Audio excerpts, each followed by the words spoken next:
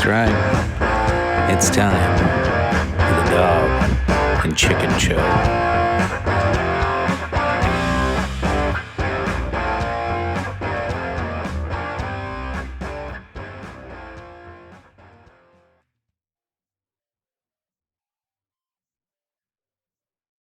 Welcome back, ladies and gentlemen, episode 26. I get tired of hearing myself listening back to some of our episodes, and for this one I listened back to mainly conspiracy ones, and every episode I start off by saying this is going to be a good one or something stupid like that. And then we can't possibly live up to our own standards. Exactly. So, you know what? I'm going to call this one I'm not going to say we're going to have fun with this or we're going to have a great one. This is going to be probably, for me, honestly, in the research and the information that I've looked at and kind of dug up, like, this one's kind of epic. Wow. Dare I say.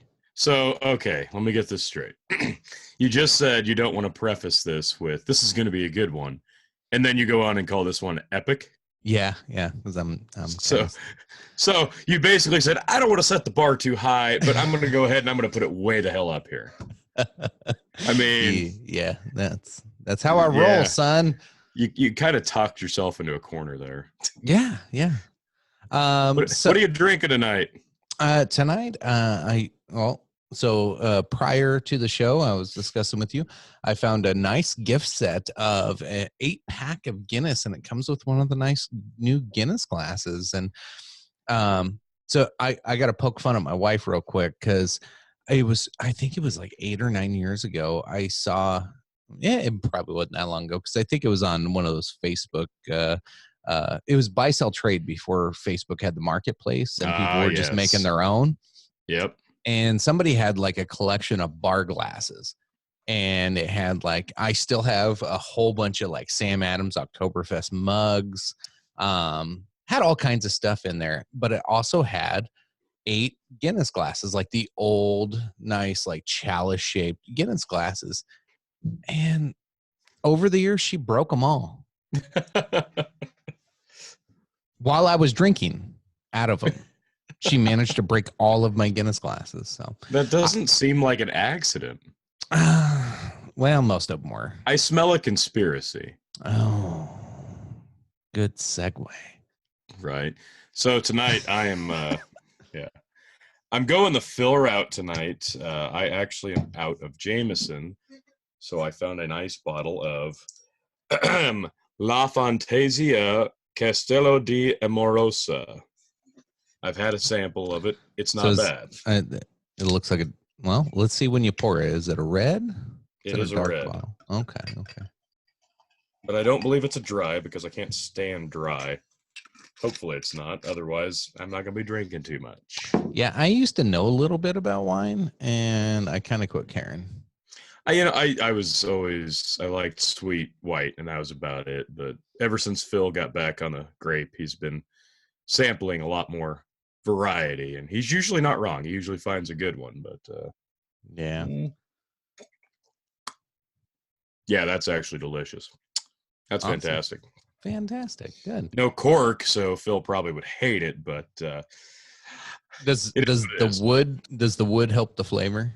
Well, you know what? I'm baiting you. Not much with the flavor. I mean, flavor's flavor. It's just like beer. Cheap beer tastes better to some people than expensive beer. So I don't know. You'd have to ask Phil. Yeah. So I'm drinking this tonight because Phil that. So that would set off a freaking hour-long conversation about wine. But I don't have any Jameson. My bottle was dry, and it really annoys me because I went over to my uncle's house Saturday night, and he's got a liter 7.5 of Jameson sitting there that he paid like $30 for at Costco. I'm like, what the? I'm paying like $40 for the liter bottle. This is crap. I'm so pissed. So now I got to drink wine. No, poor thing. I know. I smell another conspiracy. So you hinted at conspiracy. You said it again. So let's take a quick trip on like where we've been with conspiracies, because we've covered a few. We've covered some weird stories. We've covered a couple. Well, the last one we did conspiracies. was weird. Let's call weird. The time travel. Oh yeah. There it is. Yeah, that was. I couldn't resist. I knew that would come up, so I had it queued ready for you. Yeah, so that was the Montauk Project. We didn't give that one much of a chance. Well, it's kind of hard to with the information you started dumping out. Man, usually we give it a chance and like wait till the end to like debunk it, but no, that was no. That had the bullshit meters like straight to 10. Yeah, right out of the gate. Yeah. It started tripping over its own dick right out of the gate. Yeah. Well, I didn't give you the fun, fancy stuff right away. I just went to the crazy. Because sometimes you have to do that just to like the fantasizing of some of these conspiracies. Sometimes you're just like, you can get into it. And then once you're into it, sometimes you get a little trapped. And right. Yeah. You get deep and then you want to keep digging. Yeah. And I think it's fair to shit on those that are that just it was almost obnoxious, don't you think? Like, oh yeah, that one was. But then like others like the Dyatlov Pass, that's interesting. That was because crazy. That legitimately happened. You know it happened, and that has legitimately unanswered questions. That's a totally different animal. Yeah, that one was all over the place and nobody can explain what happened there. So like I love that one just because that it wasn't like mystical fantasy paranormal. It wasn't like all the things that go bump in the night. It was just like, what the fuck happened to these guys and why were they naked? Why'd they run down a mile? Like, yeah, what the hell just happened? Like, it had a lot of questions to it. There was a lot of shit that happened, but there was a lot of questions to it, and you didn't have a whole bunch of bullshit theories of time travel. Right. And then the other one we did was the JFK assassination, which there's no paranormal craziness happening there, but that's rabbit hole after rabbit hole. That's like playing Super Mario Brothers and not being able to choose which pipe you want to go down. Yeah. That's a good way of putting it, because I don't know, the JFK one, that's one that sits in most people's minds. That's so when you think of assassinations in the last 100 years, that's the one that everybody knows. And like I think I looked it up, or I think it was like 65%. I looked it up last week. It was somewhere around that of people that believe there's a conspiracy behind it. Like that's a widely believed one. So, that's got some legitimacy. So, the bullshit meter, it's not that high on that one. Like there's some sketchy shit going on there that can't be explained. Well, it's a conspiracy that like the evidence presented immediately made no sense. So it was almost too good to be true. It's one of those instances where like it makes too much sense not to be a conspiracy. So yeah, of course people want to poke holes in that. But then, I mean, it snowballs from there and the wackiness starts settling in. But I mean, you obviously, like even the government admits, okay, well, we're not going to give you all the information on this because you can't handle the truth. Yeah, for sure. Imagine the look you lose on that one. Right. But like you said, like that's probably the most famous assassination last, 100 years. But as far as like assassinations go in American history, you've got that one, you've got Lincoln, and then obviously you've got our topic tonight. Right. Before we get to tonight's topic, what about Elisa Lam? Like we just skipped right over that one. Gosh, where's your bullshit meter on that one? Well, okay, see on that one, like that was fucky. It was fucky, but like at the same time, you're like that probably had the most legitimate like recent video evidence, but also had some scientific evidence behind it too. So, but it tugged you so many different directions. That was a really tough one. The thing about that one for me is like, obviously I'm very, I don't want to call myself a big paranormal spiritual. We'll call you spiritual. Like everybody wanted to point to the paranormal in that, but obviously there was a flavor of that on that story. I don't think there's anything paranormal with that story. I mean, and we alluded to as much at the end, but like even Phil was like, after watching our episode on that, he's like, you're looking at somebody with a big disability, mental disability, who was not on their medication, and people who are out of their head, not on medication, can do incredible feats. And it's not out of the realm of possibility that this is completely explainable by a mental disability and one of those incredible strengths of feet, Yeah, fair enough. But yeah, that's another really odd one. For sure. So you mentioned the second, or is the second most popular of the last 100 years, and probably the third most popular assassination of American history is our topic tonight. And before you shut this off, folks, I'm going to tell you, this is probably the most compelling conspiracy theory I've ever looked into of probability. My bullshit meter is at like a 1 on this one. This dude did not get assassinated the way we think he did. He definitely got killed. And the guy they pinned on it may have been involved a little bit. But the whole level of fuckery going on in this is extreme. And that's my initial thoughts. And Tony purposefully did not dig into this just so he could come in kind of with a skeptical mind. I'm not going to say that I'm going to try to prove him wrong, because honestly, like, I got a lot of topics to discuss. I don't have all the documentation to pull up, and we don't have the time to pull up all that, even if I did have it in front of me. But as I read through things, I took a lot of notes and pulled up, the big arguments on this that we can discuss. So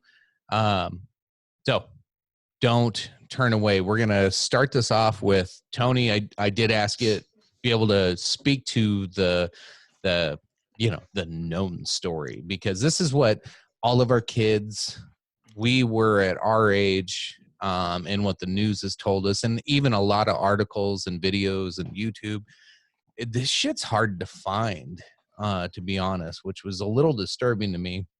Because that was the funny thing, because like when I was like, okay, this is the topic, I'll do some research here.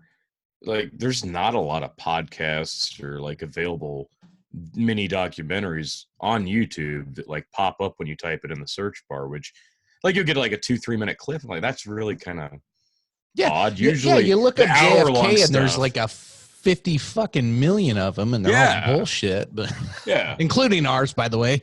Right. Yeah, absolutely. It was weird, because I thought there'd be a lot more readily available podcasts, YouTube videos at the ready, but no, that it was very slim. So hey, we're gonna corner the market on it, apparently. So take it away, man. Like, what's the official story? What happened supposedly to MLK?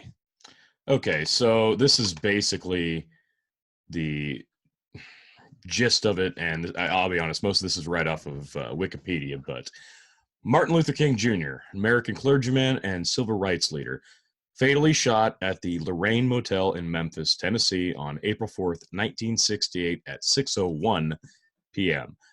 King had gone out onto the balcony, and he was standing near his room when he was struck in the face by a single .30-06 bullet fired from a Remington Model 760 rifle.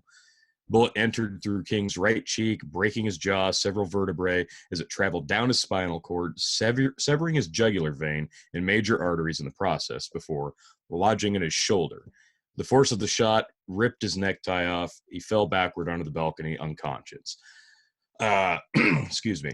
Shortly after the shot was fired, witnesses saw a man later believed to be James Earl Ray fleeing from a rooming house across the street from the Lorraine Motel. Ray had been renting a room there. Police had found a package dumped close to the site, which included a rifle and binoculars, both with his fingerprints. Ray had purchased the rifle under the alias 6 days earlier. Under an alias, excuse me. I guess I don't have that in front of me. King was rushed to St. Joseph's Hospital, where he died at 7:05 p.m. He's obviously a prominent leader, civil rights movement, Nobel Peace Prize laureate, known for his use of nonviolence and civil disobedience.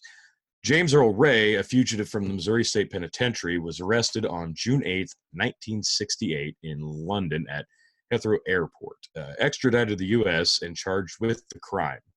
On March 10th, 1969, he pled guilty, sentenced to 99 years in the Tennessee State Penitentiary. He later made many attempts to withdraw his guilty plea and to be tried by a jury, but was unsuccessful, and he died in prison in 1998. The conspiracy would be the King family and others believed the assassination was the result of a conspiracy involving the U.S. government, mafia, and/or Memphis Police Department. Is that all of it? That is most of it, yes. So I do have a little bit more I guess I could jump into here. Sure. They believe that Ray was a scapegoat, and in 1999, the family filed a wrongful death lawsuit against Jowers for the sum of $10 million. So During I'll get into that. The Jowers incident, yeah. Yes. Now, during the closing arguments, their attorney asked the jury to award damages of $100 to make the point that it was not about the money. During the trial, both sides presented evidence alleging a government conspiracy. Government agencies accused could not defend themselves or respond because they were not named as defendants.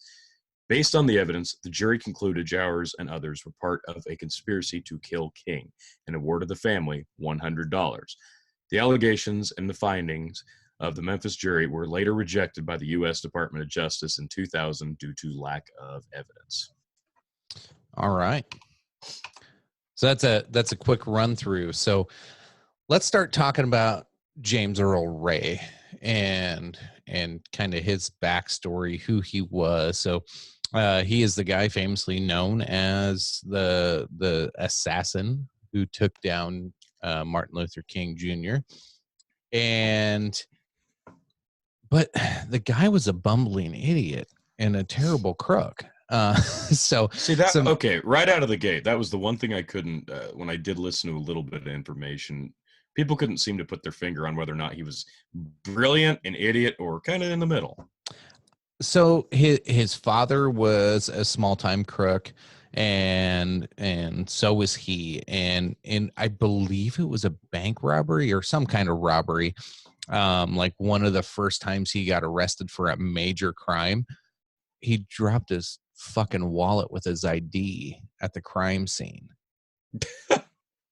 Like, oh boy. Okay. So bumbling idiot. But he ends up going to jail. He was like 7 or 9 years. He gets sentenced to jail after he drops his wallet like a dumbass. Was that when he was sentenced to Missouri State? Yeah. And so I think it was like after 2 years of a 7 or 9 year sentence, he escapes through a bread truck, conveniently. He's so stupid that he forgets his ID at the crime scene, but he manages to escape in some elaborate plan. That's the inconsistency. Easily able to escape prison. So and through a bread truck, no less. So there's a big conspiracy behind that on whether he was helped through that or not. That's a long conversation, but that's how he gets out of prison. He like disappears. The dude jumps all over the place, and is not found for quite some time. Now through his life, he's done some crazy things. So he went to, what was it, Mexico, and he like signed up to be a porn director. Like he just wanted to film porn. Yeah, I did see that. Now I didn't know if that was prior to going to prison the first time or after. No, that was after he escaped. He also went to this guy was like an international man of mystery. He was jumping all over internationally. So he was in Mexico for a while. He was in Canada for a while. He wound up in Europe before he got captured. Like, now this guy was poor. He was dirt ass poor and never really made a lot of money. He was a deadbeat crook and he was poor at everything he did. Like, he couldn't even be a bad criminal. He couldn't steal good. Like, he couldn't do shit right. But all of a sudden, this dude gets large sums of money after he during his porn director time. He all of a sudden starts winding up with some extra money, and his porn star girlfriend and him had a falling out, so he ends up leaving. And at this time, again, like I said, he gets his large sums of money, ends up traveling back north, going into Canada. He has facial reconstructive surgery and takes on an alias, Eric Galt. So I don't know, Tony, maybe you know better than I do. How's the porn industry in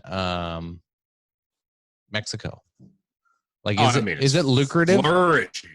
Oh, in the 1960s, I mean, it had to be flourishing with all the digital print and the availability on the internet. Oh, wait, no, we're talking about the porn industry in Mexico in the 1960s.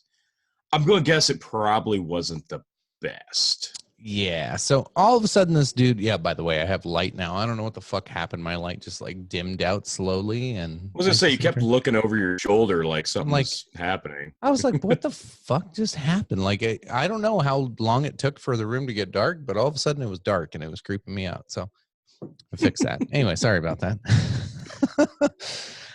So yeah, this small time crook goes to be this porn director after escaping prison. And now all of a sudden is getting facial reconstructive surgery and traveling internationally all over the place. Like, and nobody can account for where he's getting this money. Like, it's super fishy. Like, this poor dude that sucks at robbing banks. Everything. He sucks at everything. He's not that smart of a guy.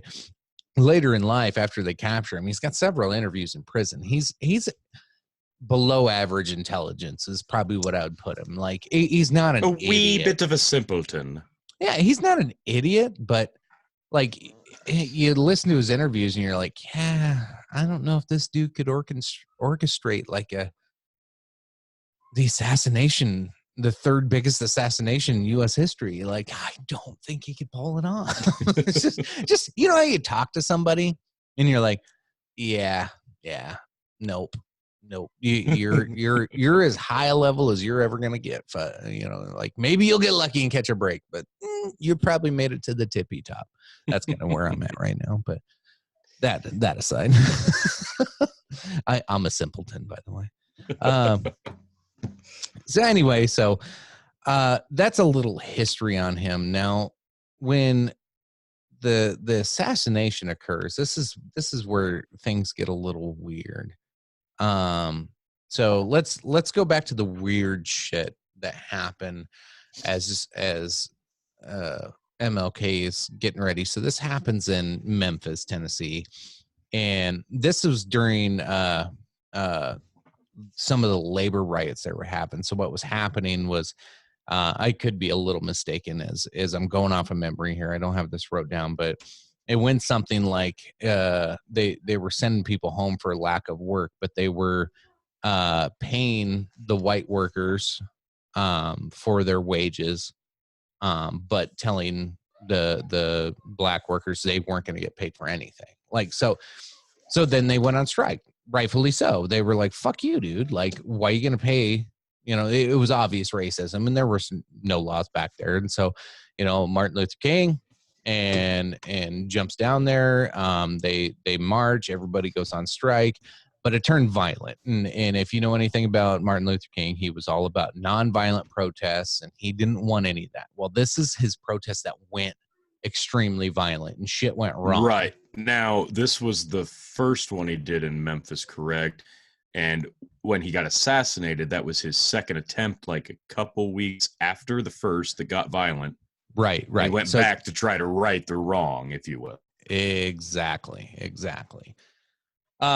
So as he's planning this trip to come back, there was a lot of people trying to push away, and there was a lot of people telling him not to go. And a lot of things happened before even that negative riot, the violent riot that happened, or violent protest. I don't know if it was necessarily a riot, but so like the FBI actually had sent him a letter pretty much trying to tell him to go fucking kill himself. Like, the gist of it, that's pretty much what it said. Do you know anything And about that? Nah, not really. But at the time, wasn't Hoover the Oh, CIA, the head of the CIA? That'd be about the same time frame, wouldn't it? yeah, old dirty little Hoover. I heard he was gay. I haven't looked into that. No, I heard he was a cross-dresser, actually. Oh, wow. Maybe he was both. I think, yeah. You go, girl. Or did I say CIA? FBI, sorry. Yeah, he was. Yeah, sorry, he was running the FBI. You're good. But yeah, no, I think that's I don't know why that's popping in my head now, but I believe he was supposedly a cross-dresser.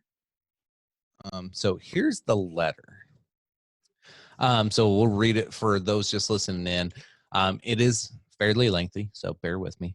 In view of your low-grade abnormal personal behavior, I will not dignify your name with either a Mr. or a Reverend or King, such as King Henry VIII, and his countless acts of adultery and immoral conduct lower than that of a beast. King, look in your heart. You know you are a complete fraud and a great liability to all of the Negroes. That's not me saying it. I'm reading a letter, folks. Calm down. White people in this country have enough frauds of their own. I think that's it. But I am sure they don't have one at this time that is anywhere near your equal. Back in the 60s, they talk a little different, apparently. It's kind of like listening to people back in the 1500s. Kind of, maybe. You are no clergyman, and you know it. I repeat, you are a colossal fraud and an evil, vicious one at that. You could not believe in God and act like you do. Clearly, you don't believe in any personal morale or moral principles. King, like all frauds, your end is approaching. It's a bit ominous, don't you think? I was going to say, wow, you just, yeah, right there, black and white. Wow. You could have been our greatest leader. You, even at early age, have turned out to not be a leader, but a dissolute, abnormal, moral imbecile. We will now have to depend on our older leaders like Wilkins, a man of character, and I don't know who Wilkins. Who is Wilkins? I don't know. We can look that up. I don't know. I was going to ask you. A man of character, and thank God we have others like him. But you are done. Your honorary degrees, your Nobel Prize with a grim farce in parentheses, and other awards will not save you. King, I repeat, you are done. So, I mean, just we're 3 paragraphs in. There's 3 more to go. Like right here, you're just kind of like, what's it mean you're done?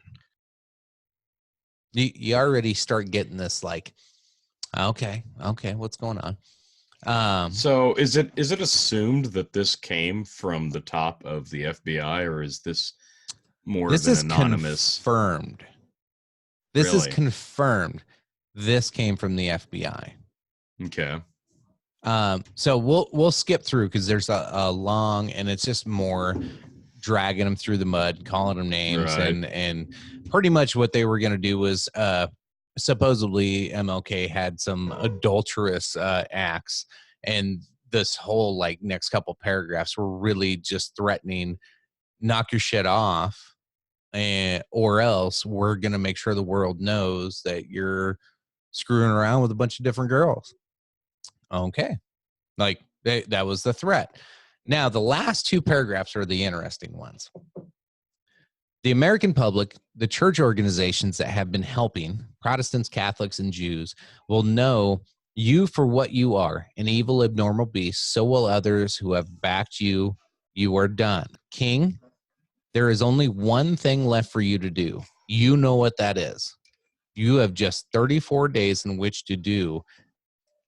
And then, in parentheses, this exact number has been selected for a specific reason. It has definite practical significance.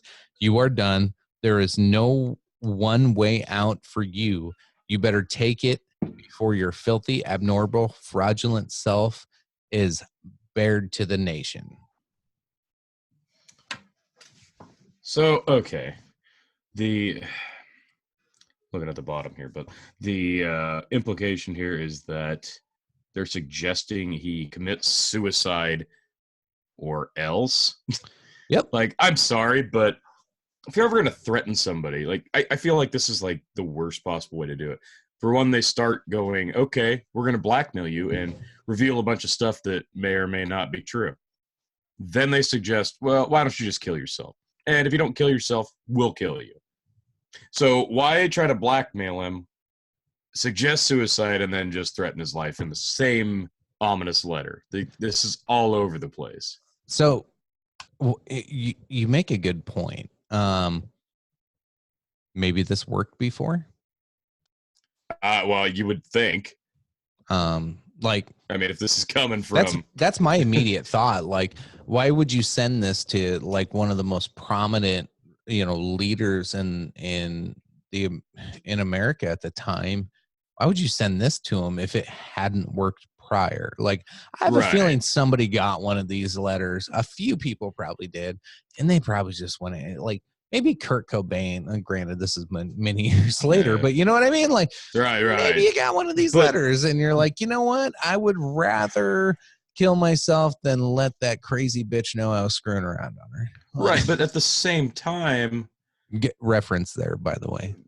Right, but at the same time, why would they send this if they're going to try to assassinate him anyway? Like, why give him a heads up? Why give it window? Well, maybe they didn't want to go through the goddamn trouble of it. Like, but still, like, if you're gonna do it anyway, what are you hoping? You're talking about a Nobel Peace Prize winner, a civil rights activist who believes in nonviolence, and you're suggesting kill yourself or we'll kill you in 34 days. You're telling him if you don't kill yourself, we're going to kill you in this time frame. So there was a lot of things. There was a lot of things going on at this time besides just the government not and J. Edgar Hoover not being big fans of him. This is Malcolm X is coming to rise at this time too, to where you had Martin Luther King had kind of hit his peak and kind of slowed down with this nonviolent protest, and Malcolm X was saying sometimes violence is the only way, and and you had all these followers of MLK started moving over to Malcolm X going, hey, MLK's way's not working. Let's go to this dude. So there was a lot of shit going on in the background, not only with, the racism and everything going on, but he had you seen his faction of people splitting. He's trying to take the godly route and trying to take the peaceful route. And then you got Malcolm X saying, fuck you, dude. It ain't working. Yeah. I'm going to go tear some shit up. Violence is the way to go sometimes. And, well, hey, both of them are probably right, but. No, I don't want to get ahead of it, I guess. But, I mean, are you subtly implying that you think maybe this almost could have come internally from his camp? Maybe somebody split off from his side thinking, okay, your time's done because we need, it's not working anymore. This guy's on fire, though. Let's go with him. He's going to be the one to get us over the hump. Do you think maybe that's the case? So there's thoughts around that with some of the people, even the ones that were with him the day he died may have been involved or at least knew about it. That's speculatory. But anytime I see somebody that was not powerful all of a sudden become powerful, especially after something like this, it's pretty sketchy. Who was there? Wasn't Jesse Jackson there?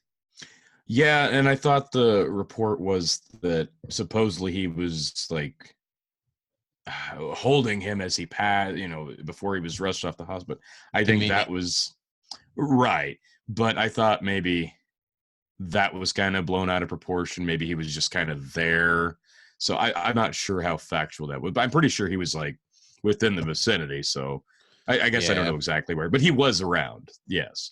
But like you said, there's so many things going on in the background, so many names, that came out of this. So I get what you're saying though.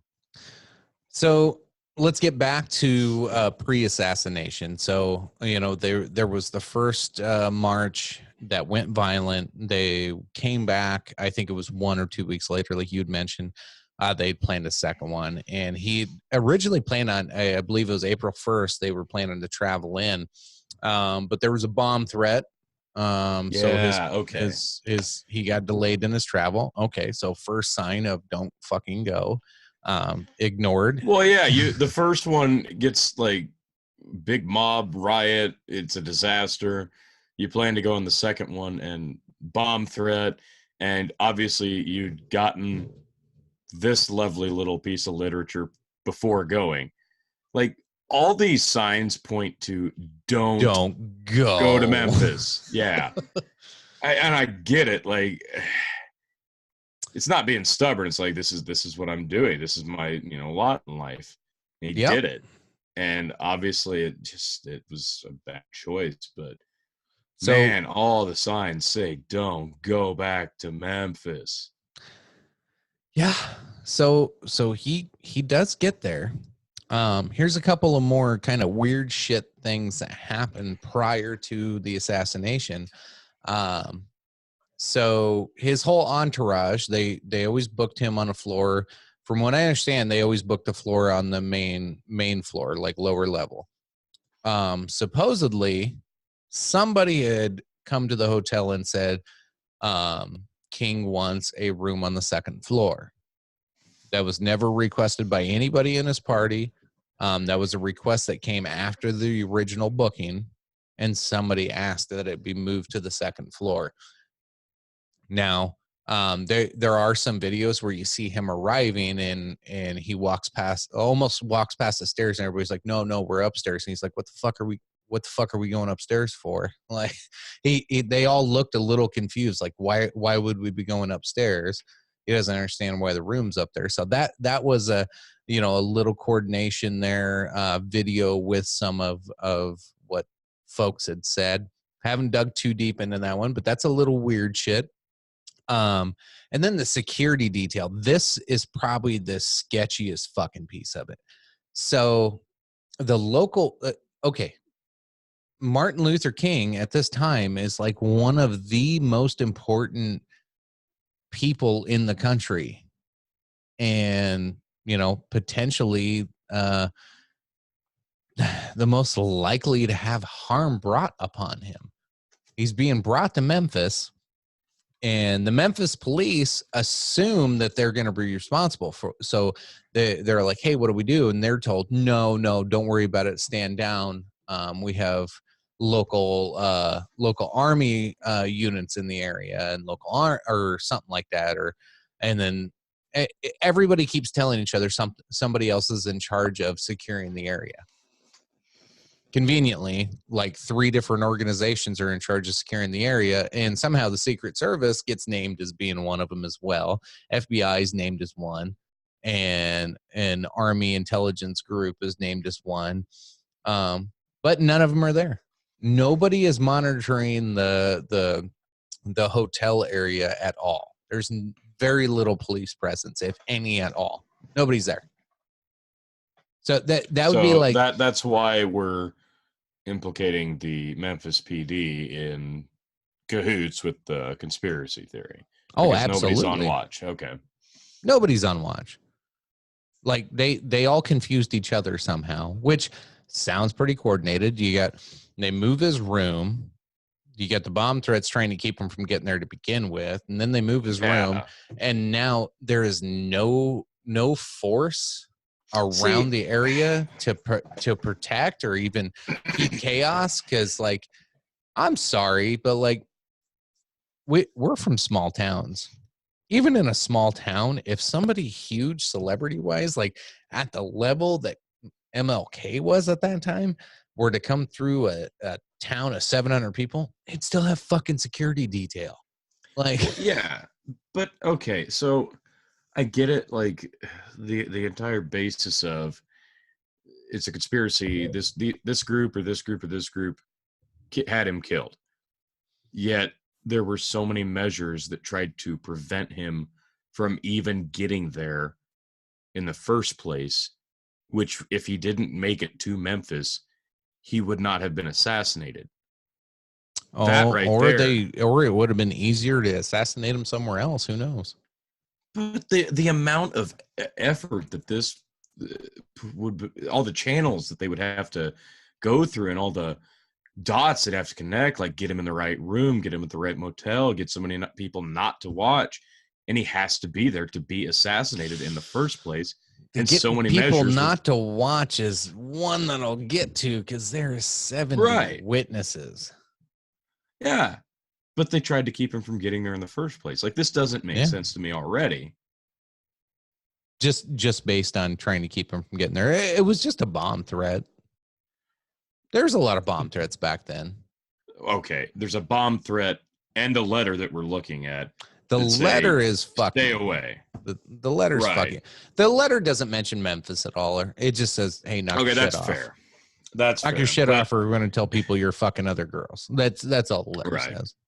Right. Go kill yourself. Yeah.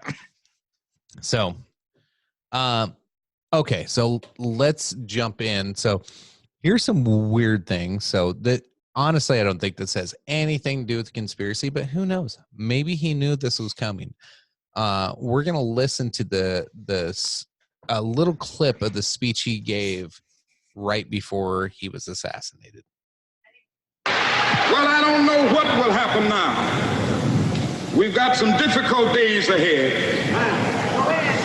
But it really doesn't matter with me now because I've been to the mountaintop. I don't mind. Like anybody, I would like to live a long life. Longevity has its place. But I'm not concerned about that now. I just want to do God's will. And He's allowed me to go up to the mountain.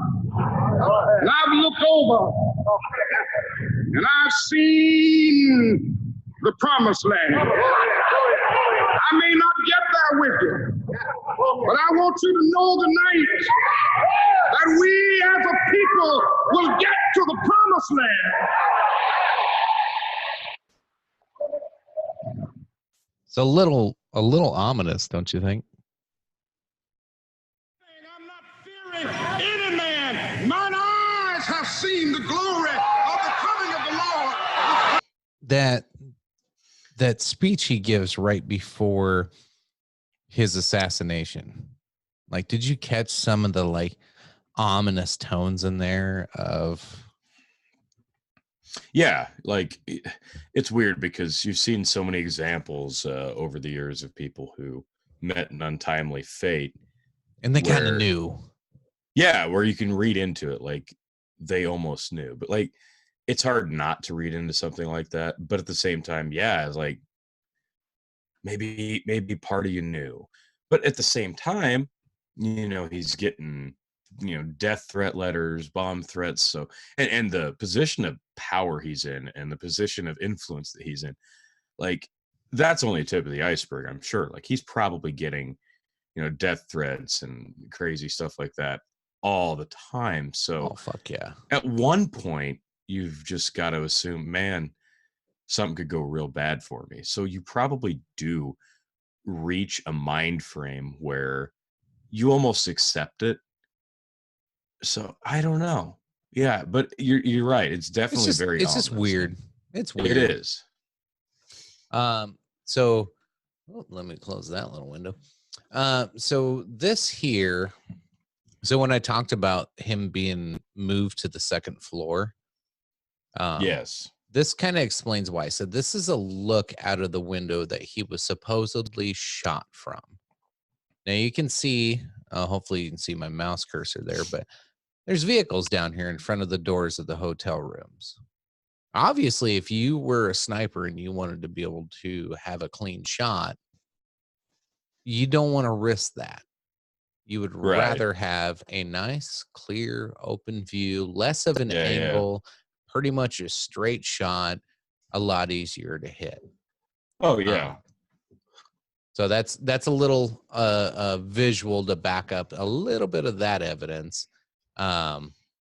The other one, so here is, I'll pull up, here's the video, him arriving at his hotel before he gets shot. This kind of gives you, like, because I alluded to, like, it was just weird how they were like, we're going upstairs. Oh, why are we going upstairs? So, like, here's that. So they're exiting the car. They're like, they're pointing, we going upstairs? What the fuck are we going upstairs for? Like, they made it a point to point up there, because that's not a place they typically go. That wasn't the best video for it, but that was the only one I could find kind of shorthanded today. By the way, I've been working since 2:00 this morning, so yeah, I was really pulling this one together for you. But I got some good stuff yet. So where are you at right now on bullshit meter? Like you mentioned you weren't happy with, trying to prevent him from coming. Like that one started giving you some bullshit meter, like little clips, right? Well, it's not necessarily bullshit meter. It's obviously you can go into this with the mind frame of, there's probably a conspiracy here without even knowing a lot of the information. But for me, the bomb threats, the letter, and then the fact that you can't assassinate him unless he gets there, trying to prevent him from getting there, needing him to get there, it almost to me seems like there's multiple parties, trying to do one thing or the other. So it's not so much bullshit meter. It's more like just how many different groups are there involved. One obviously succeeded in their goal of assassinating him. What's the other group in this hypothetical trying to achieve? So I don't know, like there's so many different directions this is already going in. Yeah. So it kind of all culminates here towards the end. So we'll hold on, getting the right page pulled up, and of course I got a million pop-ups. God damn it! All right, they got me. So King gets shot. It was somewhere around 6 p.m. He comes out of his 6:01 specifically. Okay. So he comes out of his hotel room, and he says something ominous. Tony, did you look this up? What his last words were? It was, gosh, I can't think of it off the top of my head, but it was to a musician. I can't think of the name, but he told him to play. Make sure you play. Make sure you play it. Yeah. Yeah. The name of the song was "Take My Hand, Precious Lord." Yeah. And he said, "Play it real pretty." Yeah. Little ominous. Little ominous. Yeah, there's a lot of ominous stuff going on here. Right before you get shot in the face. Yeah. Huh. It's weird. It is definitely weird. It sounds terrible, but it's a little poetic. Like if I was going to get shot in the face, I hope I say something like that. Right. Yeah. You want your last words before something like that to be like epic and remember something people can remember and hang on to, and not something weird like damn, that chalupa was just too much. Yeah, because that would be our conversation. Right. Like, yeah. Fuck, man, I drank Busch Light last night. I got beer farts like crazy. Yeah, and then whack. Yeah. That's and terrible. he was just telling me about his beer farts. Terrible jokes. Yeah, that's for the Patreon. Well, and this is why we don't do stand-up, because we'd get booed off stage. No, the joke is there. It's our delivery that's bad. Oh, probably a little bit of everything's bad, but yeah. Okay. Dear. Yeah, and back. So now, immediately after the shots were fired, there's that famous picture of everybody pointing the fingers. Now that was actually taken quite a bit later. It wasn't in the moment, necessarily in the moment. It was a few moments later. But honestly, you talk to everybody that was there and through the witness statements, and you read through the documents, everybody was confused on where the sound came from. Like a few were pointing that direction. Some pointed to bushes. Like they heard the gunshots from like 3 different directions. So at the time, nobody was clear on where this came from. But there were several witnesses interviewed, and So many people saw so many different things. Of course, mass confusion after something like this. And so with the official story, supposedly the shooter was not only able to shoot, then he actually had to break down and box up his gun, pack it into a bag, ran back to his room, loaded up some random shit, is from what I understand, it was just shit. Run down the stairs, jump into a car, for whatever reason, drops the bag conveniently at the front door in plain view and leaves before cops see. Super weird. I'm gonna say no. Yeah. No, so, that does not add up. No, I get that. Yeah, you said, oh no, the channel broke down and they all just forgot to watch him.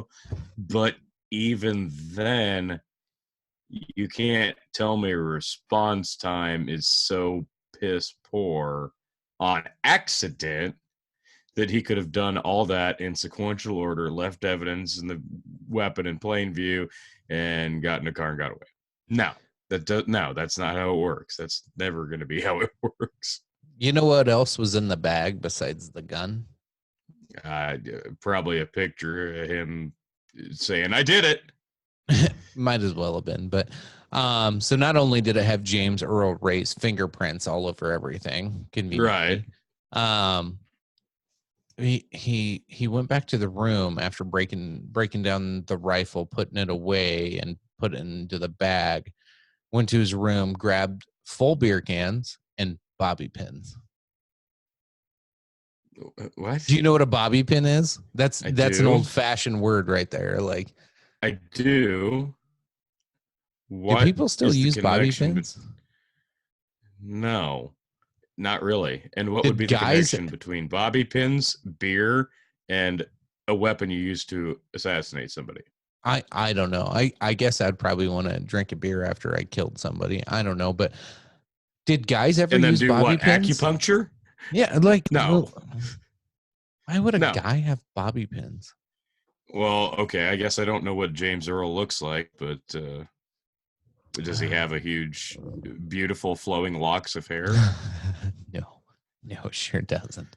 Anyway, okay, so no bobby pins. So then one of the cops immediately responding is dispatched to run around the edge of the buildings from where the shots were fired, and he was charged with going to secure the area and to try to help build a perimeter. And so he runs around the buildings, runs down this alleyway, or checks this alleyway, runs down this road, checks all the storefronts, and he sees this one store where there's people inside, and he pops in there for like 10, 20 seconds. Now, granted, as he's running, he clearly states in his interview that he was looking at every storefront.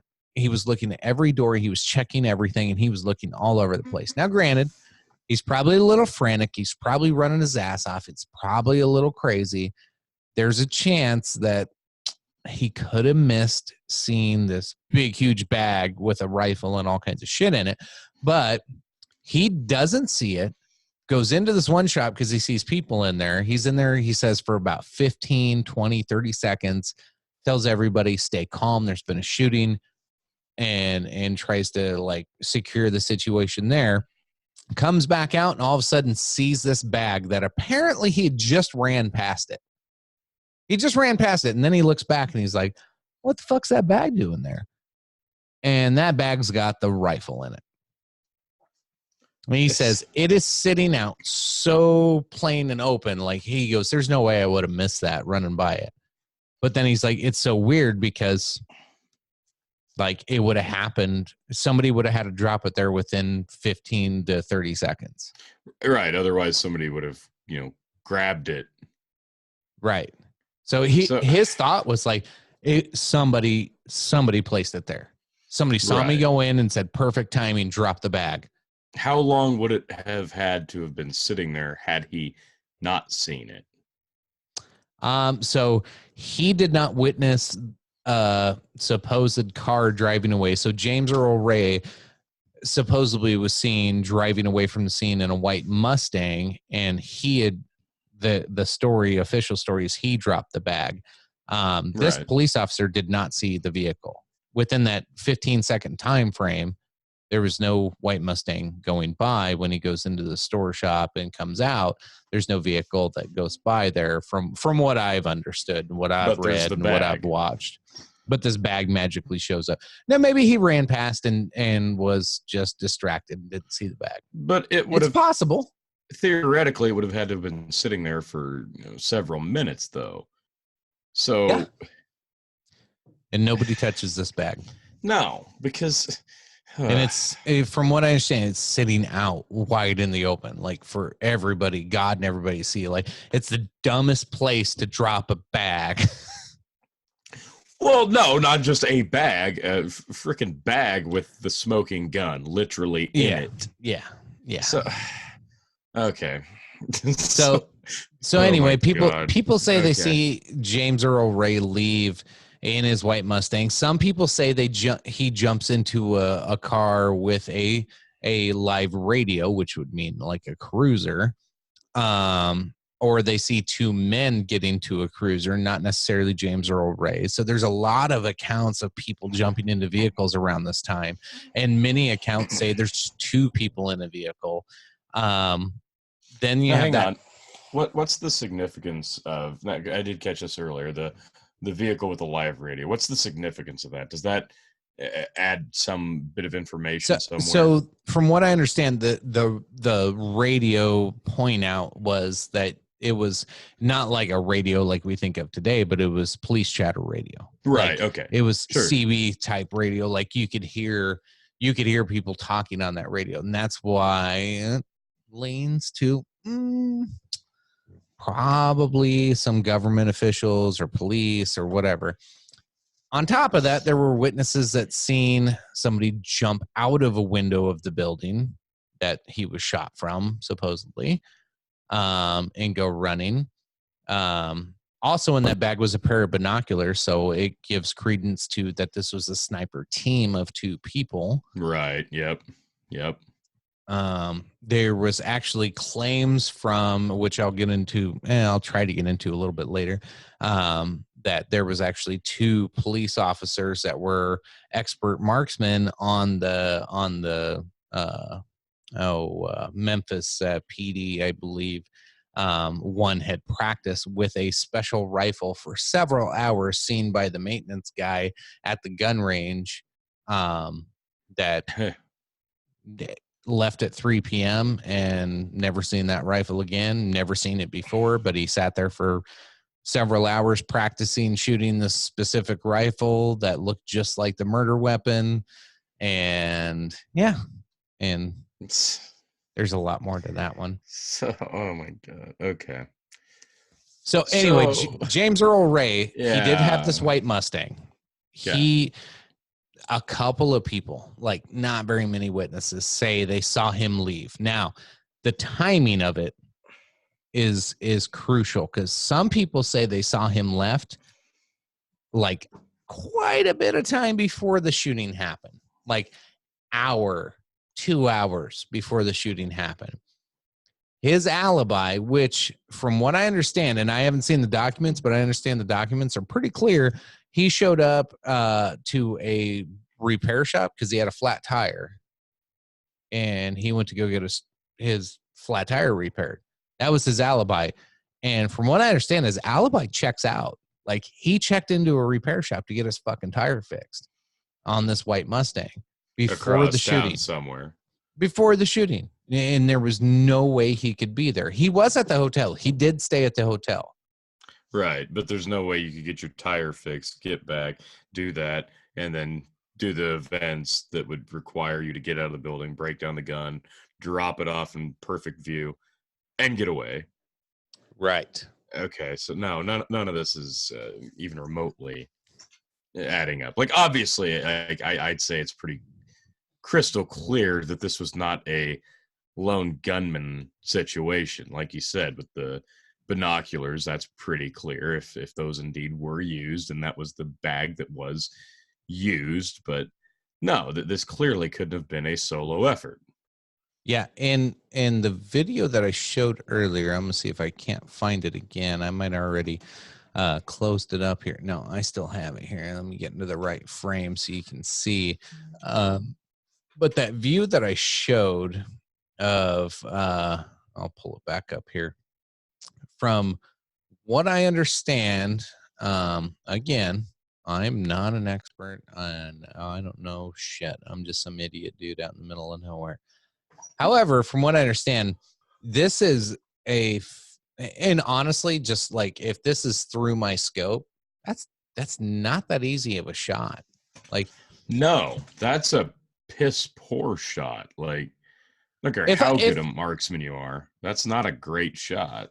It's going to be tough for a good marksman could probably shoot you in the head pretty easily.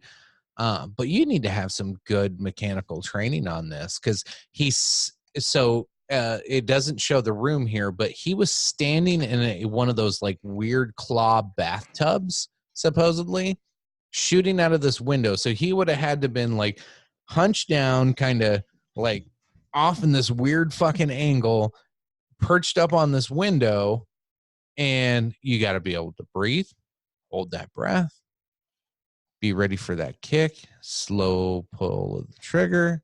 Like, you got to be able to time this and do this right. And for anybody who knows James Earl Ray, they said they don't even think he's ever fired a fucking gun in his life. Now, you just hold on a minute. Petty thief porn directors from Mexico can make that shot no problem. So, yeah. Apparently, you learn how to shoot in Mexico. I don't know. Like, he wasn't just learning how to shoot porn. He was learning how to shoot guns. Maybe it was code. Maybe. Maybe he was shooting his gun. Yo. No. That was terrible. That was terrible. Awful. So with my awfulness, we're going to jump over. This is probably one of the most fascinating things I found in doing this. And the fact that some of this has been around and available for years just kind of pisses me off that we don't hear about it. And like, I talk a lot about mainstream media and Facebook, Twitter, blah, blah, blah, and all the crap that they either suppress or shove down your throat. And none of it is worthy of your time. And then you start digging into something like this, and I find this magic clip. So everybody knows Judge Joe Brown from the TV show. Hey, guess what? He was a real judge for 10 years in Memphis, and he was the last judge to actually see this case before he it was controversially kind of pushed out of office because he flat out was a big proponent that not only was James Earl Ray innocent, more than likely, but the rifle that they supposedly found in that bag was not the rifle that killed Martin Luther King. So I'll just play the video. Granted, folks, prepare yourself. It's a little long. It's about 8 minutes, but this is an important 8 minutes. This is a big deal. Tony, I don't think you've seen this yet, so no. Very worthy of a good view here. So, granted, I will put a little note. This is right after he was released from his 5-day stint in jail because of contempt in court because he got pissed off at a judge, or so he calls a judge in parentheses. So he doesn't. Yeah, he's very opinionated, but yeah. Here you go, Judge Joe Brown. Well, for me, that was a small impact. I wound up being the last judge hearing the James Earl Ray matter. Did he, in fact, assassinate Dr. Martin Luther King? And had he not died and his local attorney not died in close succession, it would have been my finding that he was not the gunman. That Remington 760 Game Master they've got in the Civil Rights Museum is not the murder weapon. It's not even close. And it was a two-man hit team that killed him from the fire station dormitory. It wasn't the flop house, and it wasn't in those bushes. So, yeah, I got into the deep details of Dr. King, and that 3 or 4 year period, that case was kicking around in front of me. So you're saying that that James Earl Ray did not kill Martin Luther King? No, he didn't kill him. Even though most people, well, he was convicted for it, right? He didn't kill him. It's interesting, the homicide file for the Memphis Police Department reaches the same conclusion back in 1968. They entered their file in protest to the DA's office. Their conclusion was Ray is not the gunman. He was not even in Memphis that day. We know conclusively where he was. So far, we're only 2 minutes into that. That's some pretty like breathtaking claims right there of James Earl Ray wasn't even in Memphis. Right. But I thought his alibi was that he was in Memphis. That he had a flat tire fixed. Now, when I look up the research on the flat tire, that's what James Earl Ray claims, is he was getting his tire fixed. But like nothing I could find of him on tape saying it says where he actually got it fixed at, or where he went after it got fixed, or any of that. Okay. And then obviously the mention of this wasn't the window you were showing us, wasn't where he believes he was shot from. It was a fire station, he said? Yes, he believes a fire station from a totally different direction. Does the trajectory of the impact match that claim? So he goes into that a little bit more in detail here. Okay. We'll continue. why do you think he got convicted for the murder?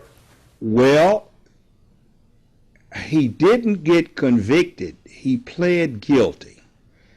You have to understand, though, the news media puts it out as he was the self-confessed killer of King. That's not true. All through the transcripts, the entirety of the record, he never confessed, and often he said, I never said I killed King. I didn't kill him. I'm pleading cause of Alford. That's A-L-F-O-R-D. It's a moderately old U.S. Supreme Court case, and it says, even if you are not actually guilty and you are pristinely innocent, you may plead guilty to the charge if you think that doing so is in your best interest under all of the circumstances as you know them to be, and you're doing so freely, voluntarily, understandingly, knowingly, advisedly, and intelligently. So Ray had gone through all of these and had lost, but there was something that... So if Jeffrey Epstein would have pleaded Alford, well, would he still be alive today? No, he wouldn't. No. So right there, he technically never confessed, according to Judge Joe Brown. Well, I can't find his confession. He did not confess to being the sole gunman or being the one that pulled the trigger. What he's implying here is that he's confessing to be guilty of something in the grand scheme of things. Because it's in his best interest to just take it. Right. And so I've now, tried to what look would up, be worse? That's the question. Right. I've looked up James Earl Ray confession, and I can't find, like, they had video evidence of all kinds of stuff back then. They had video of him being sworn as Miranda right, or given his Miranda rights. Like they got video all this shit, but I can't find him saying, yes, I did this. But like the news, every time there's tons of articles, YouTube videos, there's tons of stuff where they're like, convicted assassin of Martin Luther King. So one, and they'll say confessed assassin or convicted assassin. There's two things there. I can't find his confession. Anybody who's confessed to a crime, usually there's some kind of documentation of it, of the wording they used or how they said it or who they said it to, or recording or transcript or something. Can't find anything on it. Second, to be convicted of something, there's, like he said, Alfred's one way. You just say, yep, I'm just going to plead guilty, convict me, whatever. But that was not a jury of his peers. There was no evidence presented. He just said, yep, this is probably the best deal I can get, and not either get suicided or have to go through this trial and likely fuck a bunch of people over, which then will suicide me and everybody I know. Like, Yeah. I'm just thinking here out loud. Yeah, no, that's definitely interesting. Like, yeah, because if he pled to it, wasn't convicted, and then you start thinking, what could he possibly be trying to avoid by pleading guilty? Because then he went back on it. He like 2-3 days later, I think. What he went back on 3 days later. So his first lawyer sat him down and pretty much convinced him to do this and confess to it. Okay. And the interrogation, like, from what I understand, I haven't read through it. Once again, I'm not that deep into this yet. I haven't done enough research to conclude how some of this has gone through. But from what I understand, the interrogation they had in those 2 days was almost telling him he did this. And they were just showing him all the evidence to almost make him believe. If you're kept up for 48 hours, 72 hours straight and being told you did something to the point of exhaustion and no sleep and no food, and like, you're just, we've heard these strategies before. Like, we do these to war criminals, like almost to the point where you just mentally break down and just say, yeah, I fucking did it.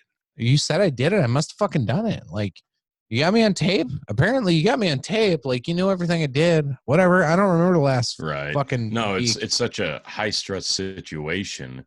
You're under so much pressure, and like, and again, he's not the smartest, brightest guy in the world. There you go. Like, he can be manipulated. So that's this is the whole claim. basis. Like, this is the original basis of the that Netflix making a murder. Yeah. All right, we'll continue. We're about 3 minutes in here. Came up. Modern scientific methodology took away one further necessary element. All of these things had to be there, and the state had to have a reasonable factual basis upon which to proceed otherwise. The thing the state relied upon was the rifle, but modern scientific methodology excluded that rifle from being the murder weapon. The bullet they pull out of King's body has a rate of rifling twist of 1 turn in every 11 1/4 inches. The rifle that Ray had a rate of rifling twist of 1 turn in every 10 inches and a bad manufacturing defect that is not apparent on the death slug. He was shot with an XM21. It's a 7.62 by 51 millimeter NATO caliber weapon with a special stainless steel barrel, a 3-9 telescopic sight modified by a company known as Leatherwood. It was a Redfield sight, and they used special subsonic ammunition with a suppressor on the end to reduce the velocity of the bullet to below supersonic to confuse the sound signature. The shot came from the dormitory in the fire station through a window that had been slightly parted. They were several feet inside. It was a 2-man team, a spotter and a shooter. That's what he got killed by. If you shoot somebody at that close a range, which was about 50, 60 yards, with a 30 caliber rifle anywhere in the torso, if the individual is standing next to an emergency room, it's a non-survivable wound. But what they did is they took a head shot they almost missed because the bullet was reduced in velocity. It hit King on the right cheek, took out some molars, wrecked his tongue, came out between his jaws, left the body, hit his clavicle, ricocheted under the skin that covered the clavicle, nicked his carotid artery, went over his right shoulder, down across the back, and lodged between the left scapula and his back skin. And the bullet never penetrated his thorax. Now that sounds a little weird, but it's not uncommon. So he bled out from the nicked carotid artery, and they almost missed the shot. And Ray. So the details there. Yeah, he's very in depth in the detail of how he is assuming that this shot took place, where it took place, from the gun that So he got used. to see all the evidence, though. Right, but I would assume that meant the evidence that James Earl Ray supposedly dropped. Where is this other evidence coming from? Right. And I don't think he ever clears James Earl Ray completely. I just think he says he's not the shooter. Right. But he's talking about a specific model, a specific caliber, a specific type of silencer, a specific place where the shot would have had to come from. An inexperienced spotter and shooter who couldn't account for the fact that they use a suppressor, so it, reduced. I think he was talking more about the ammunition, not a suppressor necessarily. Well, right, but no, he said so because it was to confuse. He was talking about the bullet specifically itself was Right. a specific type of bullet that would cause that confusion. And they I didn't don't think he was account talking about for suppressor. everything. And it was supposed to be a headshot, but it obviously didn't land in the designated spot. So that's a lot of interesting claims. Where are these coming from? I mean, obviously he's very educated on it, but where is he getting this specific detail on his assumption? Well, he was the judge, man. He got to rifle through. I think he said he got to rifle through this stuff for like 4 years.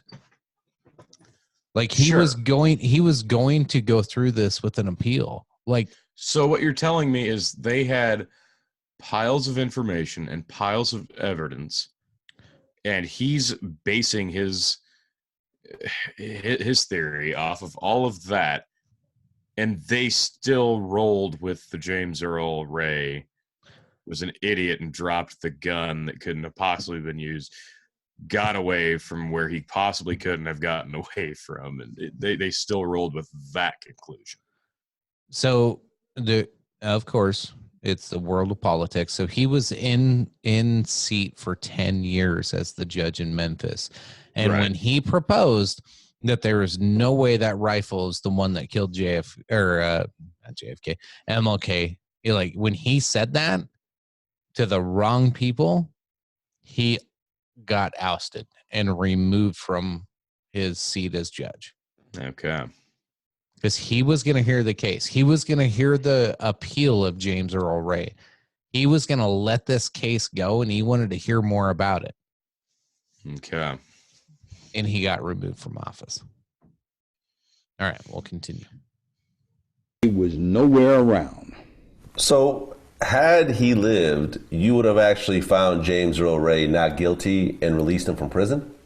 Well, it would have been close. He had another involvement in this whole thing, and that was that he was a willing part of what amounted to a conspiracy. He was one of about 4 or 5 alternative scapegoats, and they picked him for a number of reasons. I did talk to a Captain Tommy Smith, who retired as head of homicide for the Memphis Police Department, who was the first detective on the scene. He said the shot couldn't have been from the flop house because there was a window that he was supposed to have fired the shot out of, and who told me that, I never found out.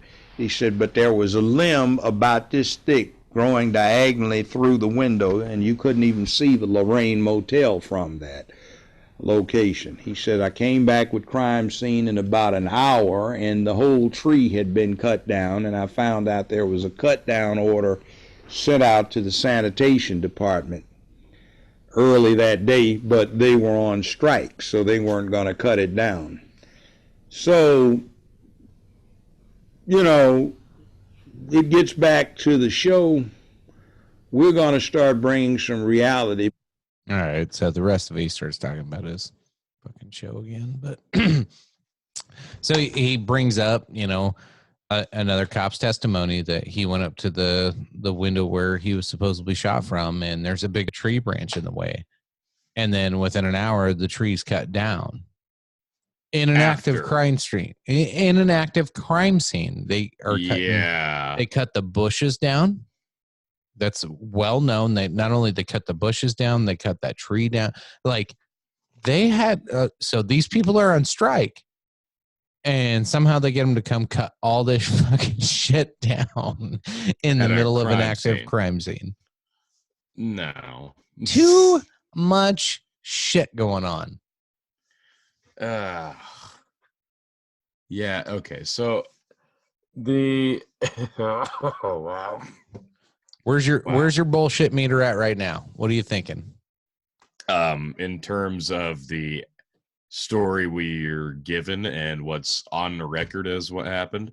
Oh yeah, it's an 11 because the official story being that James L. Ray escaped from prison, went to Mexico to direct a bunch of porn, came back, and acted alone in killing the biggest name of civil rights activism in, you know, American history, and then opted to leave the gun out in plain view and then drove away unnoticed and then pled guilty and then decided he wasn't guilty. But everybody who agreed that he wasn't guilty was either removed from power or died. Yep. Yeah, that makes perfect sense. Yep. Good night, everyone. Yeah. So if you weren't convinced yet, they actually did a civil trial. So he, as James Earl Ray was kind of rotting in prison, getting a lot older, it was hard for him to find anybody that would actually just listen to him. Like, right. And so he found a gentleman that a lawyer that would. And it took this lawyer, I'm trying to find his name here. It took him 10 years to actually believe James Earl Ray and like actually go, you know what? I'm going to represent you now. But he went about it in a different way. Instead of trying to reopen the old case, because it wasn't going to happen. Like they could see this wasn't going to happen. They'd put a kibosh on all this shit. But instead of doing that, he kept digging and kept digging and kept digging. And you brought up the guy's name earlier. I don't have it pulled up in front of me. It was this 86-year-old guy, I think. He was a shop owner. Oh, you're talking about the restaurant owner. Yeah. That was a restaurant that was right about like across the street. No, I can't find the name. It's right here. So anyway, this guy got kind of outed by his girlfriend. Jowers? Yeah, Jowers.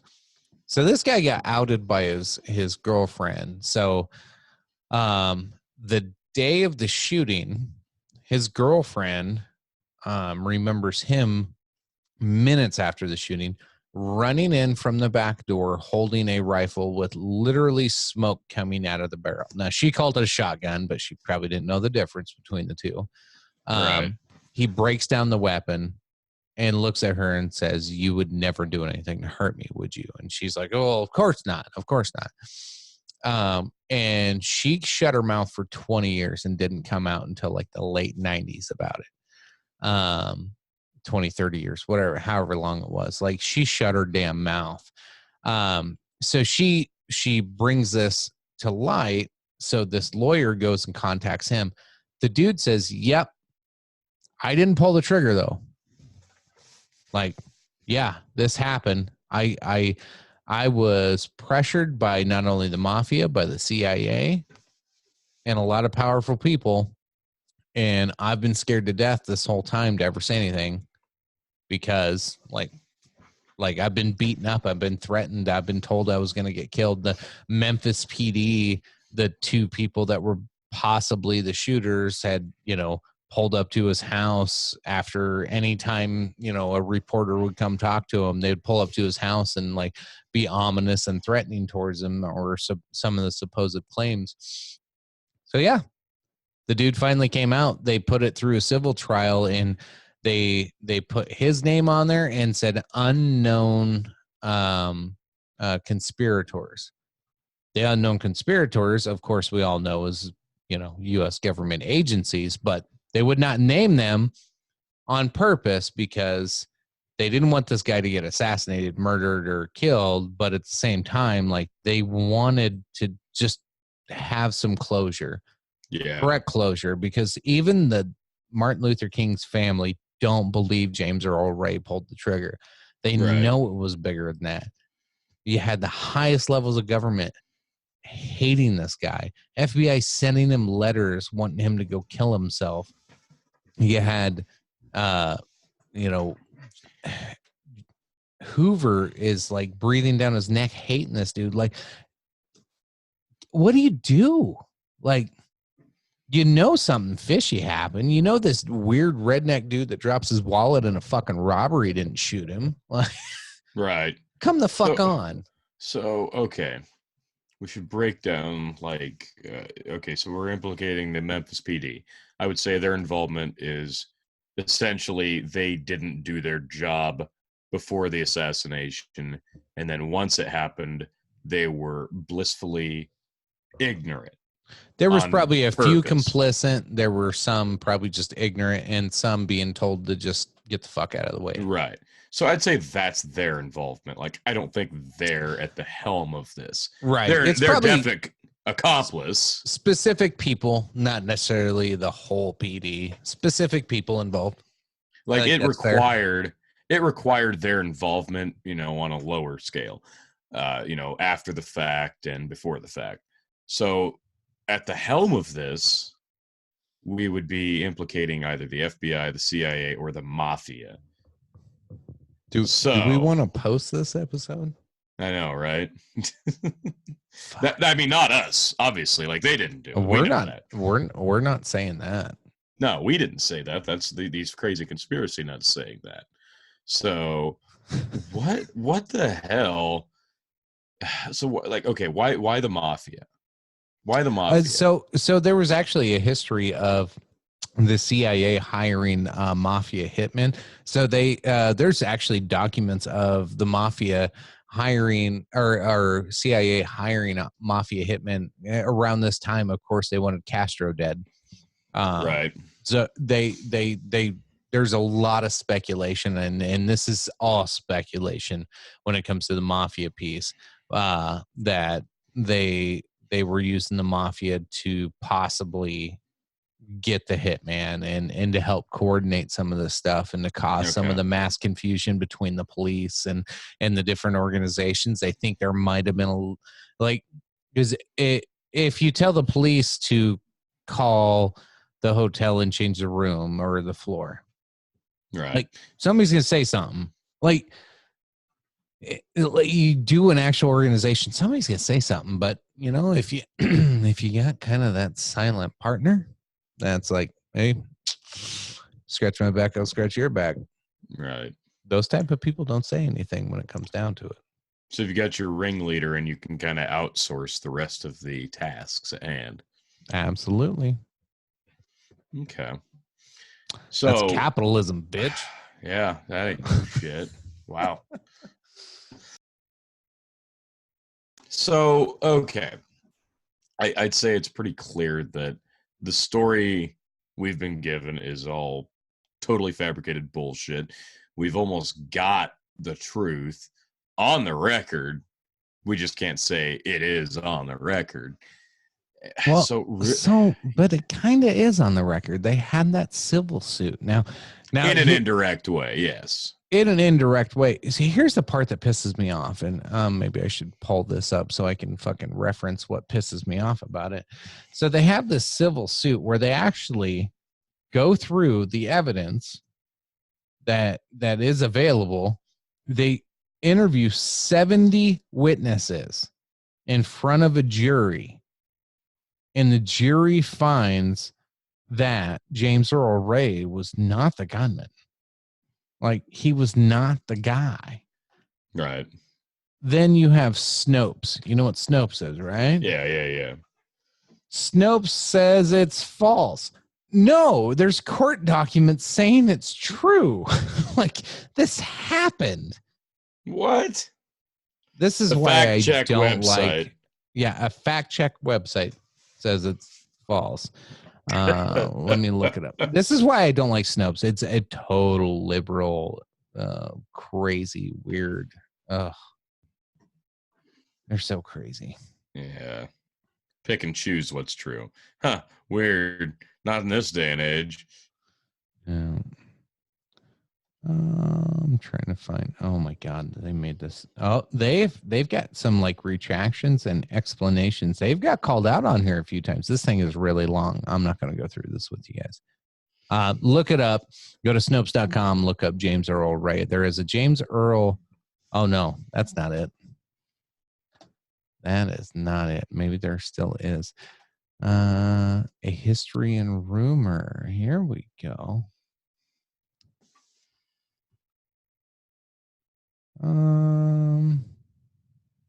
Still not finding it.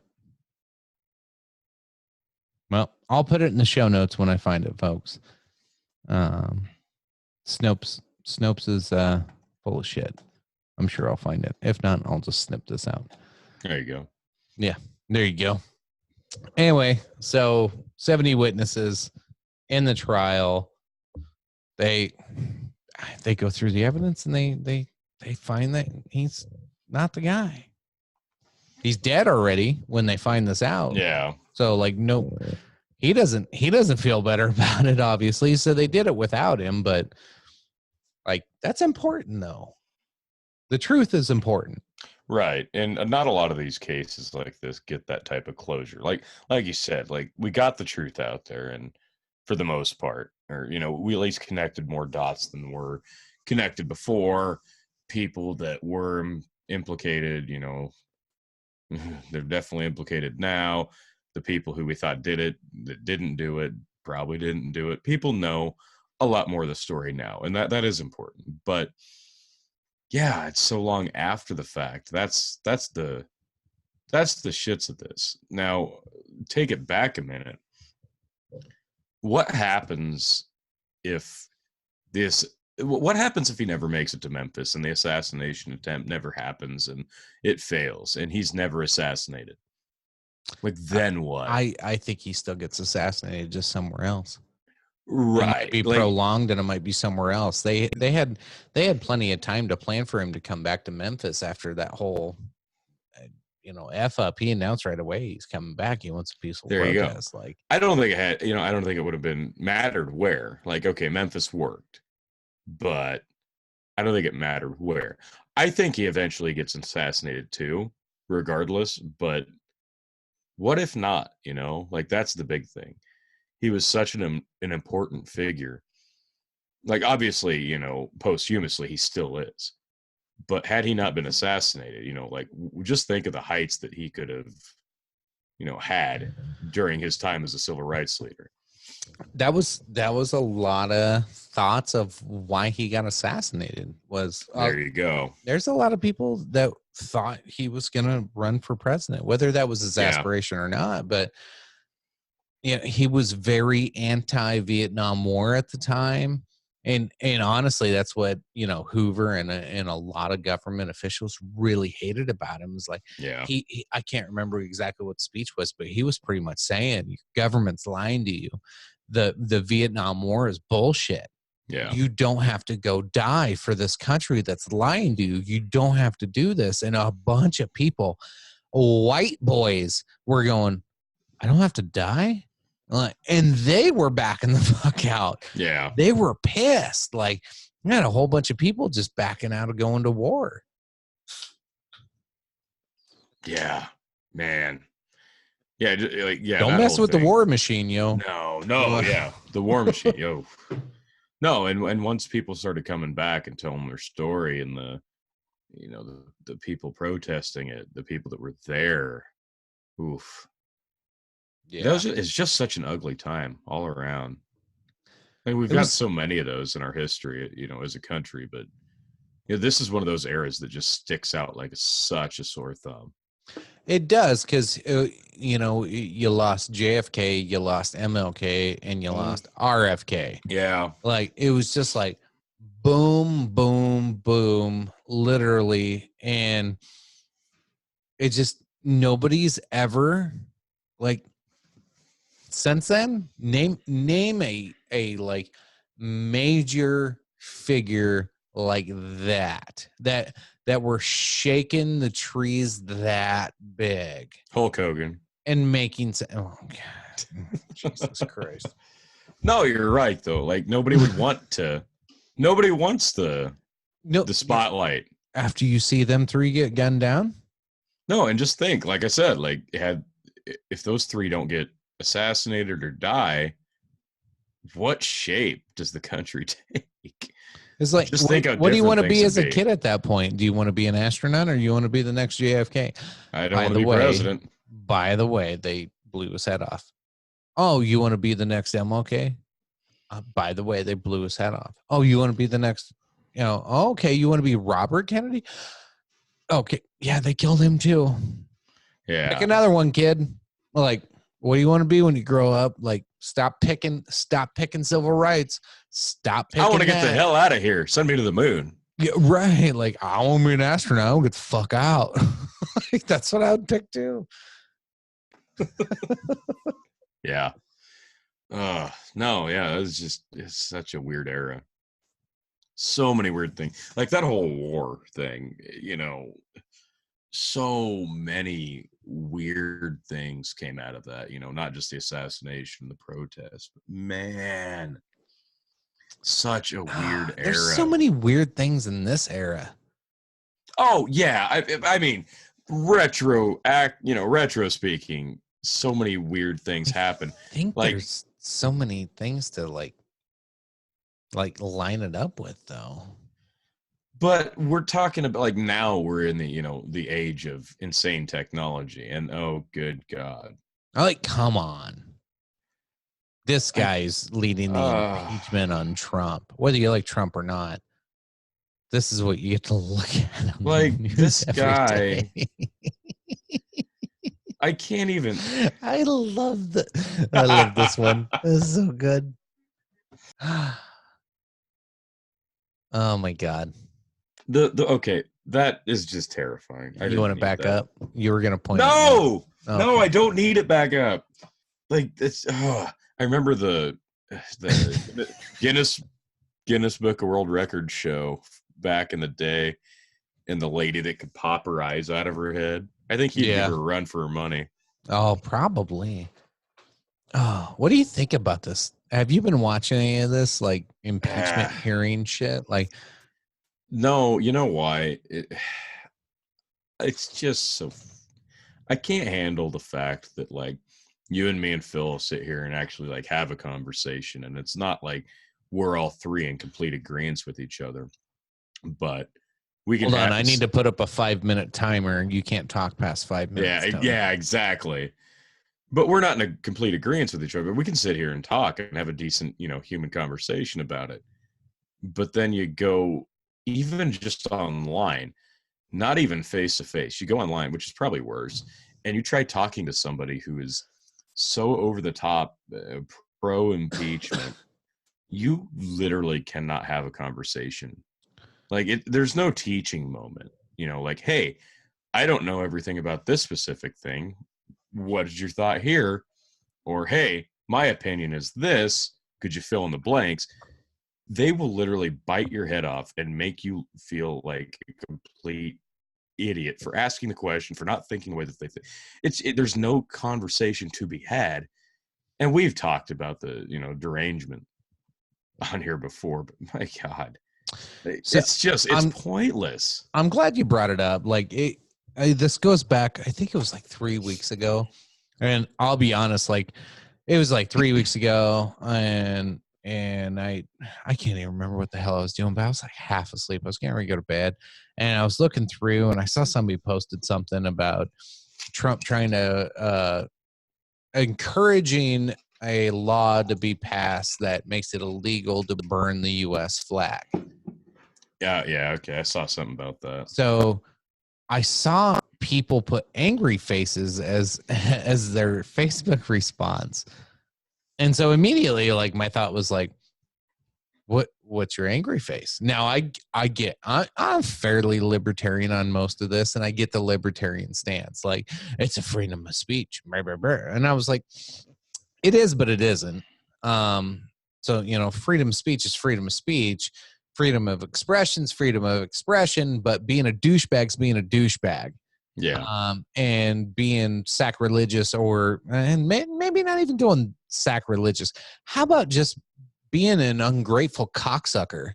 That's kind of where my mind was with it. And so, of course, right away, I had two buddies like start jumping after me. And I've done this before to other people where I've had my brothers jump in and we attack somebody else. So it's kind of fun. I see what they were doing.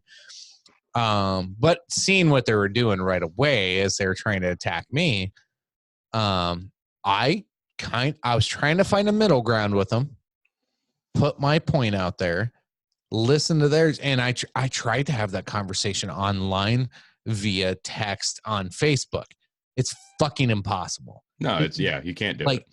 These are people that don't want to have a conversation. They've made up their mind. No. They don't want to hear another opinion. They just want to shit on everything. Okay.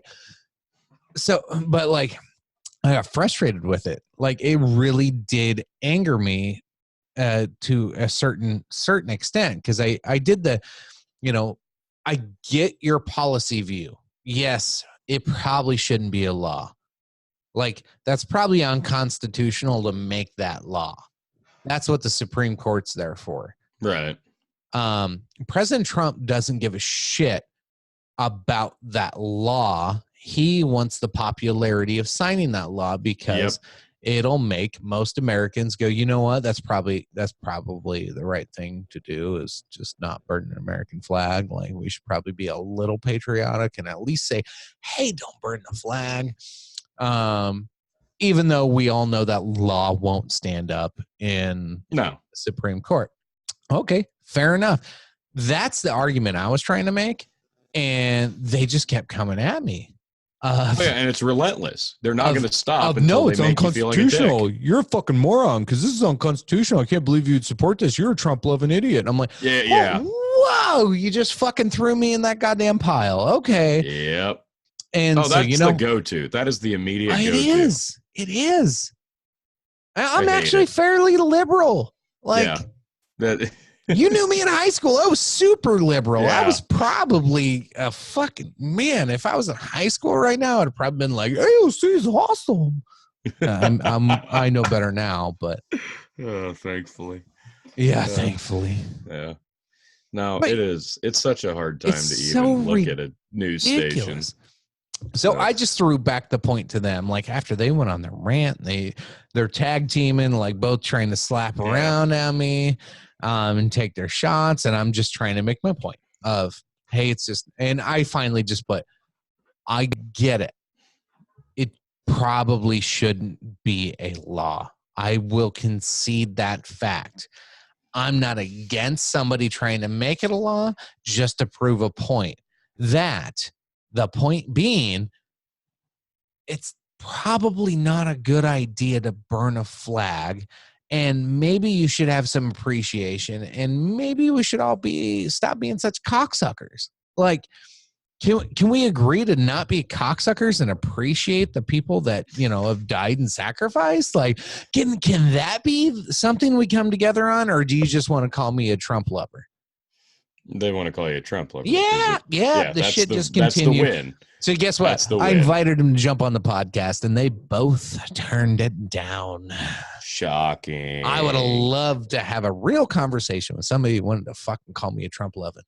No, it's easier to fight from a comment section or message board because you can. No, it's all about the audience. It's all about doing it, having an audience that supports you and thinks it's great that you're being a dick to somebody else and not having to do it face to face and not having to deal with an actual conversation. It's not face to face. It's not second by second. And you're getting to be a dick and get away with it. Yep. And I hate it. I cannot stand it.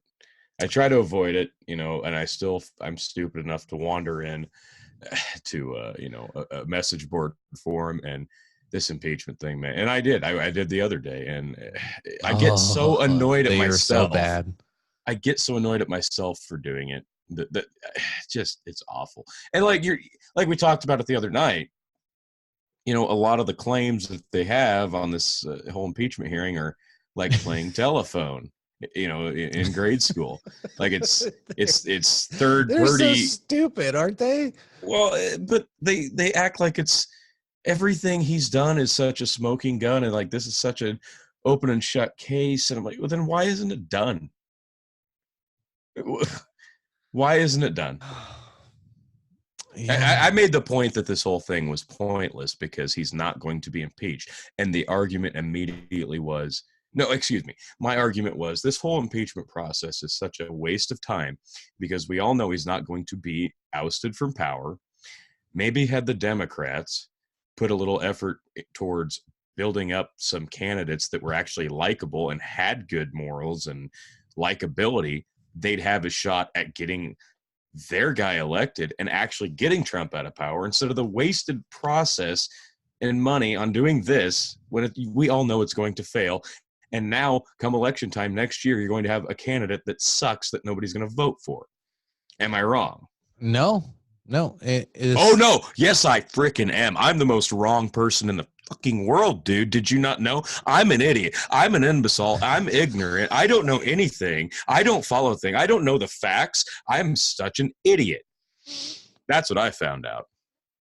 The gentleman asked if you could be wrong. Were you wrong when you said you had a clear understanding that President Zelensky had to commit to an investigation of Biden's before the aid got released, and the aid got released and he didn't commit to an investigation?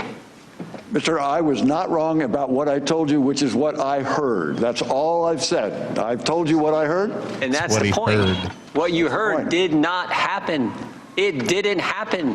You had 3 meetings with the guy. He could have told you. He didn't announce he was going to do an investigation before the aid happened.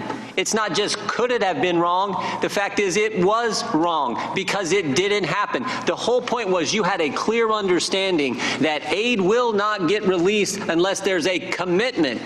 Not maybe, not I think the aid might happen, and it's my hunch it's going to get released. You use clear language, clear understanding, and commitment, and those 2 things didn't happen, so you had to be wrong. Mr. Jordan, the other thing that went on when that assistance was on hold is we shook the confidence of a close partner in our reliability. And that's not what this proceeding is about, Ambassador The gentleman Taylor. has expired. Ambassador That's Taylor, not what this whole thing started on. Time of the gentleman has expired. Ambassador Taylor, did you want to finish your answer? No, that's good, Mr. Chairman. I now recognize. Creepy ship's face. That guy's so weird. So most of this is like that, right? Like nobody's giving any direct information. It's just soundbite after soundbite after soundbite. But that's the thing.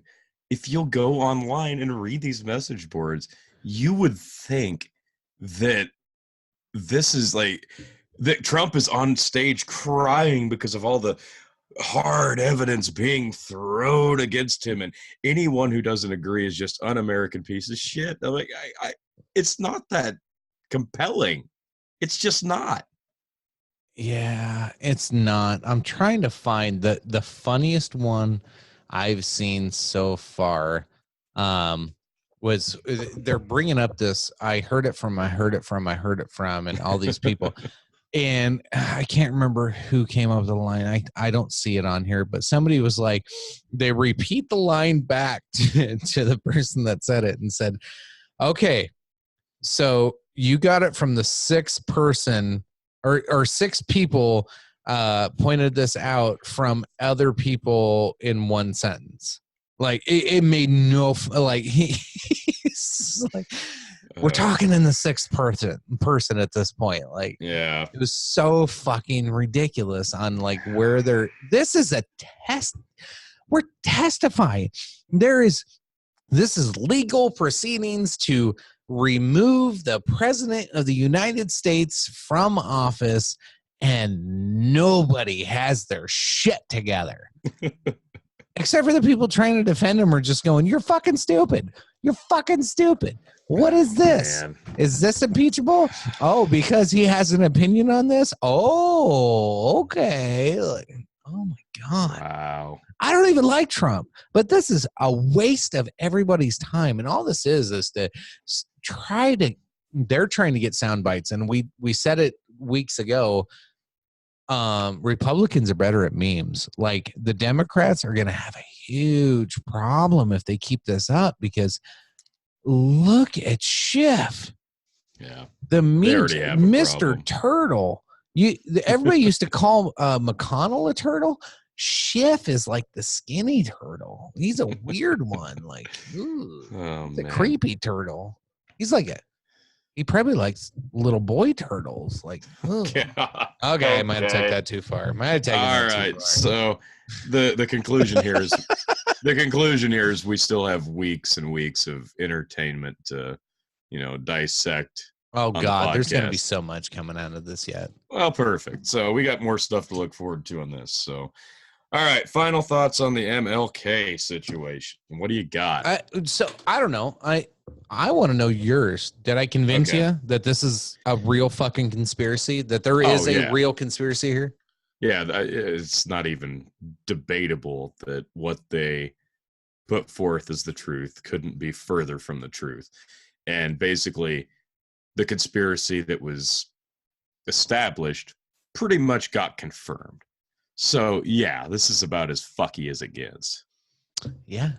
So, if you folks listen back to like the first few episodes we ever had, Tony's no, I don't spend time on conspiracies. I don't like conspiracies. I don't like to talk about conspiracies. I fucking got him on one. For sure. Well, there's got too him much hooked, line, and sinker. This is too a many fucking facts. real one. This There's is a fucking real one. There's too much information. It's very clear. All right. I feel like mission accomplished. Like, what's our next episode going to be about? I don't know. I don't know. I thought that's what the whole premise of this started as, was to me to convince you that the world is fucked up. But I think between between impeachment hearings and this conspiracy, I think we proved the whole world's fucked. Right. I'm gonna have to find a bunch of greatest hits of the, people claiming this is so open and shut, and we'll just have to go over them. We can do that next week. What's open and shut? The impeachment. Oh, is next week impeachment week? Oh my God. Well, we'll see. We'll see if we can't come up with something more interesting. I'm sure we could get Phil involved with that. That's an easy thing to do. All right, man. This was actually good. I had fun here. Yeah. Not fun. You're right. Epic. It was pretty goddamn epic. So salute to Mr. MLK. Let's have a drink to the good sir. Indeed. And in his name there. Absolutely. All right. That wraps it up for the night. Appreciate you folks tuning in. Tony, I'll leave it to you for any last words before I sign off with I had a dream speech. No, it was very interesting. I information I didn't think was going to be that loose and free and compelling against the quote unquote facts. Very interesting stuff here. Yeah. And surprisingly, actually have to dig for some of this. Like, it is not all just laying out there. You actually have to pay attention and get to look. And this is probably 2 weeks of digging in, reading some articles, watching a lot of videos, and reading a lot of articles, like I said, and watching a few documentaries. Like, there was a few hours into just getting this information. There is a ton more out there. Like, this is probably half of it. Literally, this is probably just half of the facts and information out there, folks. So if you are a believer in conspiracies, this is one you can probably hang your hat on. There's a lot of info here. So that's it. Appreciate everybody tuning in. Tony, thanks for joining as always. Absolutely. Hope that wine was good, man. You made it was halfway good. Down. I know. Yeah. I mean, it's delicious. I highly recommend. Awesome. All right, folks. Appreciate you as always. Love you. Bye. Even though we face the difficulties of today and tomorrow, I still have a dream. Yes. It is a dream deeply rooted in the American dream. I have a dream that one day this nation will rise up and live out the true meaning of its creed. We hold these truths to be self-evident, that all men are created equal.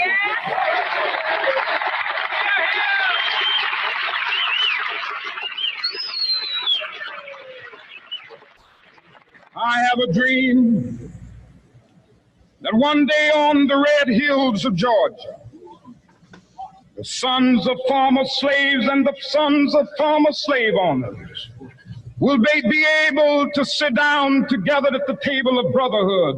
I have a dream that one day, even the state of Mississippi, a state sweltering with the heat of injustice, sweltering with the heat of oppression, will be transformed into an oasis of freedom and justice. I have a dream that my 4 little children will one day live in a nation where they will not be judged by the color of their skin, but by the content of their character. I have a dream today